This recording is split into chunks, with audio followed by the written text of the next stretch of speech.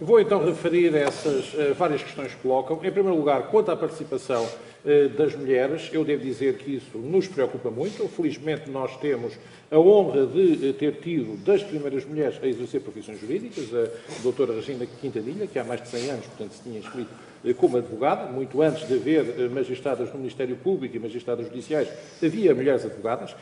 Mas nós continuamos, e hoje há paridade, mas nós continuamos a ter sérios problemas. Nós recentemente fomos confrontados com uma colega que nos denunciou que foi obrigada a ir a um julgamento, acabou por não ir fazer substituir 9 dias após ter tido o seu filho. Isto parece-nos contra o que o Decreto-Lei 131/2009 diz. A Ordem já tomou posição pública sobre isso e isso parece-nos muito grave que essa situação tenha ocorrido.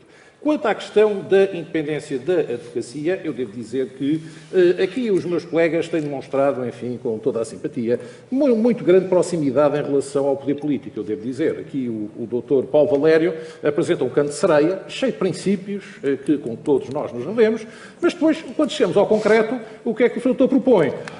Apoio judiciário, defensor público, expulsão de 12 mil advogados do sistema. E devo dizer, não é verdade o que o doutor diz, eu também conheço as coisas relativamente à intervenção do PS, porque o PS, na altura, no mandato anterior, propôs um sistema de apoio judiciário que fazia alargar o apoio judiciário aos solicitadores. E até dizia que a remuneração era proposta pelas duas ordens. Não propôs defensoria pública. Mas lá chegaria, porque é isso que queria chegar. Porque nós percebemos perfeitamente o que é que existe estabelecido e o que é que não existe. E devo dizer, essa lei, na altura, estava o Dr. António Jaime Martins à frente do Conselho Regional de Lisboa. E essa lei também foi aprovada, depois caiu na altura, em consequência da... não foi nada aprovado. Das indicações. Esteve lá na altura. Está disparado. Aliás, o doutor, já agora... presidir ao Conselho Superior, por amor de Deus. Não me interessa. Mas eu fui um dos maiores... atacantes da... Como é que não entra em diálogo? Aliás, como penso também o Sr. Doutor, embora de forma menos veemente, tanto deixou aprovar as multidisciplinares no seu mandato. Vamos ver isto.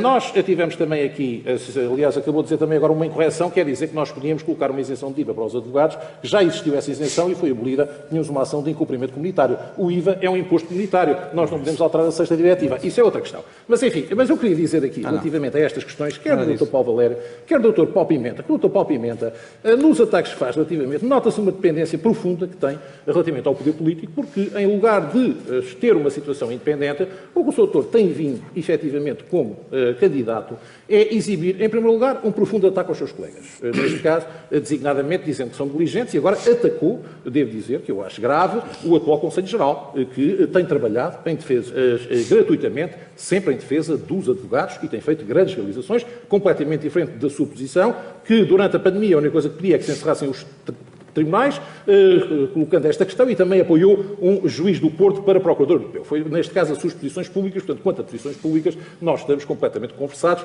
Devo dizer também que me tem chocado na sua campanha, e digo-lhes com toda a frontalidade, que o Sr. Doutor já se intitula bastonário no seu Facebook, ainda antes de haver um único colega que tenha votado em si. Nem sequer o Sr. Doutor. E já diz o futuro, a vice-presidente do Conselho Geral e tudo o resto, isto demonstra uma certa falta de espírito democrático que eu acho que lhe fica mal.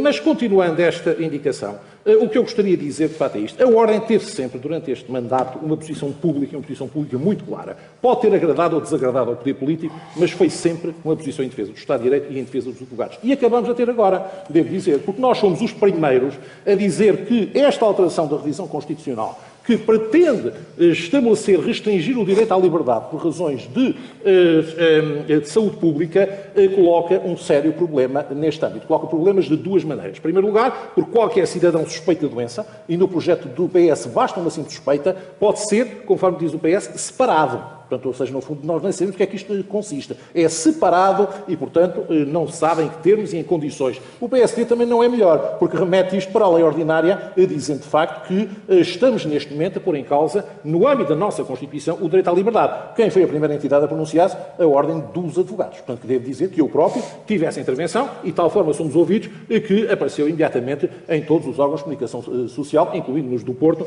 relativamente a esta intervenção que nós tivemos, quanto a este tipo de posicionamento. Portanto, é muito claro a nossa posição e é muito claro o que nós temos feito em defesa da Ordem dos Advogados e na posição da Ordem dos Advogados em defesa do Estado de Direito. No nosso mandato, os advogados, é verdade que foram sujeitos a enormes ataques, é verdade também os cidadãos foram sujeitos a enormes ataques, mas a Ordem esteve sempre lá para os defender. Quando os advogados foram excepcionados das proibições, não foram excepcionados das proibições de deslocação, foi a Ordem que emitiu declarações, qualquer colega podia tirar do site, a dizer que eram advogados e se podiam deslocar, porque estavam a exercer uma função de interesse público, que é a situação de advocacia. Até foi ao Odmira protestar. Também foi ao Odmira porque estava um advogado que não conseguia contatar com o seu cliente. E um batedor à frente dos exatamente, foi com os advogados, doutor, foi exatamente assim. Estive ao lado dos advogados, como na altura estou sempre. Para coisa que o Sr. Doutor nunca fez. Já lhe damos a palavra. Neste caso, infelizmente, o que o Sr. Doutor faz é precisamente andar a passear pelos tribunais,